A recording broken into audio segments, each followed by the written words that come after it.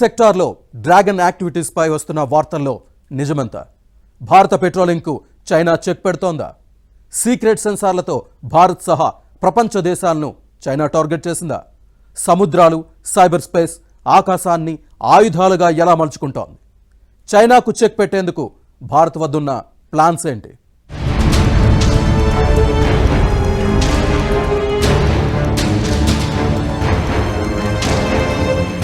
భారత్తో చైనా తొండాట ఆపడం లేదు.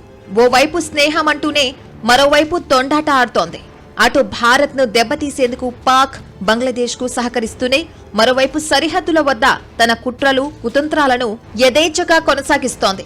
ఈ క్రమంలోనే అరుణాచల్ ప్రదేశ్లోని ఎగువ సుబన్సిరి జిల్లా టక్సింగ్ సెక్టార్లో చైనా సైన్యం PLA చొరబాట్లు, సరిహద్దుల్లో శిబిరాలు ఏర్పాటు చేస్తుందంటూ పలు స్థానిక సంస్థలు చేసిన ఆరోపణలు తీవ్ర కలకలం రేపాయి.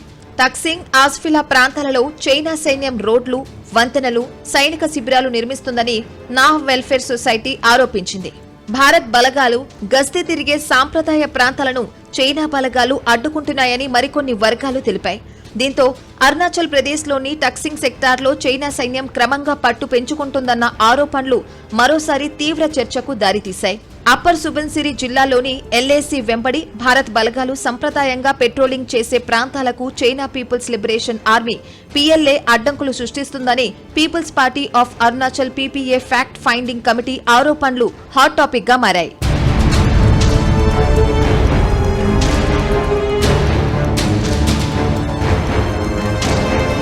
శీతాకాలంలో భారత్ పెట్రోలింగ్ పరిమితమవుతున్న నేపథ్యంలో సరిహద్దుల్లో సీజనల్ వ్యాక్యూమ్ ఏర్పడుతుందని స్థానిక సంస్థలు ఆందోళనలు వ్యక్తం చేస్తున్నాయి.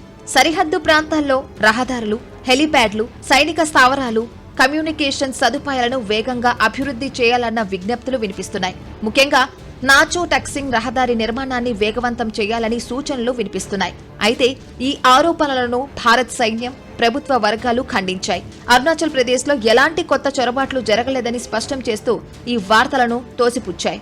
ITBP సరిహద్దును సమర్థంగా పర్యవేక్షిస్తున్నామని, చైనా కార్యక్రమాలను ఎదుర్కొనేందుకు సిద్ధంగా ఉన్నామని తెలిపాయి. సెప్టెంబర్ 12-13లో బ్రిక్స్ దేశాల సమావేశం జరగబోతుంది. ఈ సందర్భంగా గతంలో ఉన్నటువంటి చైనా క్లెయిమ్ చేస్తున్నటువంటి వాటిని రిజెక్ట్ చేస్తున్నట్టుగా ఇవాళ మన దేశం ప్రకటించినటువంటిది.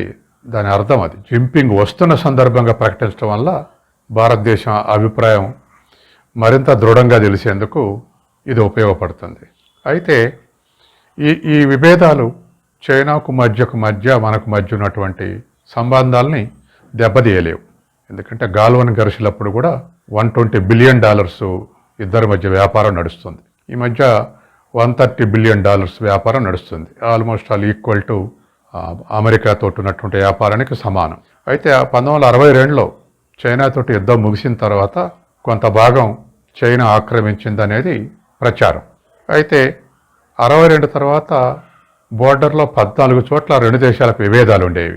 గత 50 ఏళ్లుగా చర్చలు జరపడం వల్ల 11 చోట్ల ఈ విభేదాలు పరిష్కరించబడ్డాయి.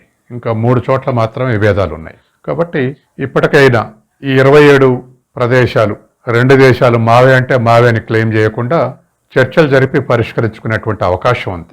ఇక డ్రాగన్ కంట్రీ కన్నింగ్ వేషాలు ఇక్కడితో ఆగిపోవడం లేదు. భారత్ సహా ప్రపంచ దేశాలన్నిటిపైన చైనా నిఘా పెట్టడం వరల్డ్ వైడ్ గా హాట్ టాపిక్ గా మారింది. భారత్ సహా పలు దేశాలకు చెందిన విదేశీయుల డేటాపై చైనా సీక్రెట్ మిషన్ చేపట్టినట్లు తెలుస్తోంది. ఓ సైబర్ పరిశోధకుడు అనుకోకుండా కనిపెట్టిన ఈ రహస్య డేటాబేస్ ఇప్పుడు ప్రపంచాన్ని షాక్ కు గురి చేస్తోంది. ఈ డేటాబేస్ లో భారతీయులతో పాటు వేలాది మంది విదేశీయుల సమాచారం ఉండడం ప్రపంచ దేశాలకు షాక్ ఇస్తోంది. ఈ డేటాను దొంగిలించడానికి సముద్రం నుంచి అంతరిక్షం వరకు చైనా సీక్రెట్ సెన్సార్లు పనిచేసినట్లు సమాచారం. బ్రిటన్ నావికాదళం ఉపయోగిస్తున్న నిఘా డ్రోన్ల ద్వారా కీలక డేటా వేగంగా బీజింగ్ కు చేరిందన్న విషయం తీవ్ర కలకలం రేపుతోంది. అమెరికా, తైవాన్, జపాన్ సహా అనేక యూరోపియన్ దేశాలు ఇప్పటికే చైనాపై ఇవే ఆరోపణలు చేశాయి. ఈ పని కోసం చైనా సముద్రాలు, సైబర్ స్పేస్, ఆకాశాన్ని డ్రాగన్ తన ఆయుధాలుగా మలుచుకుంటోంది. గడిచిన 5 ఏళ్లలో పసిఫిక్, హిందూ, ఆర్కిటిక్ మహాసముద్రాలలో కనీసం 42 చైనా పరిశోధన నౌకలు సముద్ర అంతర్భాగంపై సర్వేలు నిర్వహించాయి. సముద్ర గర్భపు మ్యాపింగ్ ద్వారా భవిష్యత్తులో తమ సబ్ మెరైన్లను సులభంగా దాచడానికి, సముద్ర అడుగున సీక్రెట్ సెన్సార్లు, ఆయుధాలను మోహరించడానికి చైనా ప్లాన్ చేస్తోంది. ఇక భౌతిక సరిహద్దులతో సంబంధం లేకుండా వేల కిలోమీటర్ల దూరంలో కూర్చుని దాడులు చేసేందుకు చైనా సైబర్ స్పేస్ ను శక్తివంతమైన అస్త్రంగా మలుచుకుంది. ఇందులో భాగంగా అత్యంత సున్నితమైన పాస్వర్డ్లు, రహస్య ఫైళ్లను చైనా హ్యాకర్లు తస్కరిస్తున్నారు. ఇక అంతరిక్షంలోనూ చైనా నిఘా వ్యవస్థ బలంగా పనిచేస్తోంది. స్పై బెలూన్లతో ఇతర దేశాల రేడియో సంభాషణలు, మిసైల్ సిస్టమ్స్, రాడర్ల ఎలక్ట్రానిక్ సిగ్నల్స్ ను శాటిలైట్లు, డ్రోన్ల సహాయంతో చైనా ఇట్టే పసిగట్టగలదు.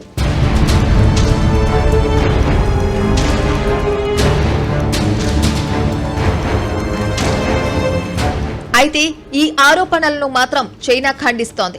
తామే బాధితులమంటూ రివర్స్ లో వాదిస్తోంది.